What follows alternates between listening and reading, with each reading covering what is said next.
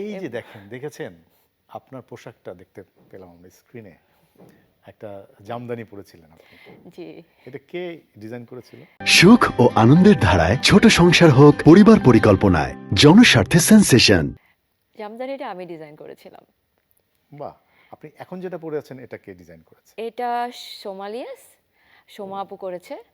উনি আমার খুবই পছন্দের একজন ডিজাইনার। আর আমি চেষ্টা করি সবসময় আমাদের দেশি ফ্যাব্রিকের কিছু পরতে, লাইক মাসলিন, জামদানি, সিল্ক। এটা আমাদের ঐতিহ্য আমি মনে করি এবং আমার কাছে মনে হয় বাইরের লাইক ইন্টারন্যাশনাল ওয়েস্টার্ন কাপড় তো আসলে আমাদের দেশে অত বেশি অপশন নাই, কিন্তু আমাদের ট্রেডিশনাল কাপড় আমার কাছে মনে হয় পৃথিবীর সব থেকে সুন্দর কাপড়। তো আমি চেষ্টা করি আমাদের ফ্যাব্রিকের কোনো কিছু পরতে। আচ্ছা।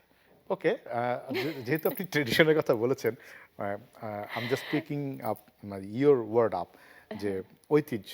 তো ঐতিহ্যে ধরেন জামদানি বা তাঁত এগুলো আমার ঐতিহ্য, ফ্যাব্রিকটা আমার ঐতিহ্য। জি।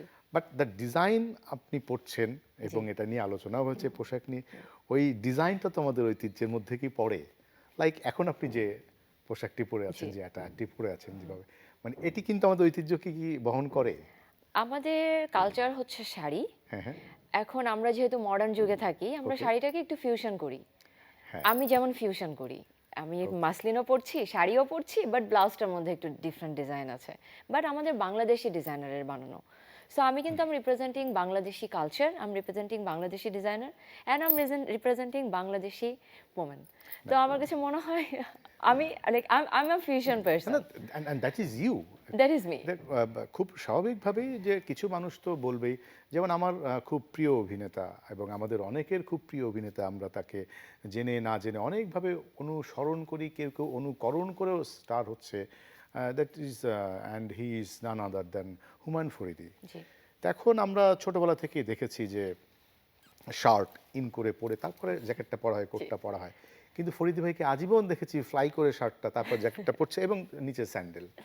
তো উনি যখন, তো ওটাও তো ওই পোশাকে তো একটা ট্রেডিশন আছে যে আপনি কোন অ্যাটায়ারটা কীভাবে পরতে হয়, তো সেখানে সে তার নিজস্বতা নিয়ে এসেছেন। এখন তারটা হয়তো একভাবে আলোচিত হয়েছে, আমার আপনি আপনার অ্যাটায়ারটা একভাবে নিয়ে আসছেন আপনার মতো করে, সেটা তো ভিন্নভাবে আলোচনা হচ্ছে। আমার কাছে আসলে মনে হয় there is a difference between trend and fashion. তো কেউ আছে ক্লাসিক ক্লাসিক একজন মানুষ, যেমন হুমায়ুন ফরিদি স্যার, উনি একজন ক্লাসিক মানুষ ছিল। উনি ওনার একটা নিজের স্টাইল ছিল যেটা উনি ক্যারি করতো। উনি এভাবে কাপড় পরতে, শার্ট পরতে পছন্দ করতো, দ্যাটস হিজ স্টাইল। হ্যাঁ। বাট অনেকে আছে শার্টটাকে ইন করে পড়ছে, অনেকে আছে শার্টটাকে খুলে পড়ছে, বোতাম খুলে পড়ছে। তো এটা আসলে ডিপেন্ড অন পারসন। আমারটা লাগাবো বোতামটা? থাক। না না, ঠিক আছে। This is me. তো এক একজনের আসলে স্টাইলটা এক এক রকম, এক একজন এক একটা জিনিস আসলে ক্যারি করে। তো আমি মনে করি, আমি যেহেতু ফ্যাশন ইন্ডাস্ট্রিতে কাজ করি, আমার আসলে এক্সপেরিমেন্ট করতে ভালো লাগে এবং আমার কাছে মনে হয় আমি ভীষণ ট্রেন্ডিং একজন মানুষ এবং আমি বিভিন্ন টাইপের কাপড় পরতে পছন্দ করি। তো সেই ক্ষেত্রে আই লুক ডিফারেন্ট।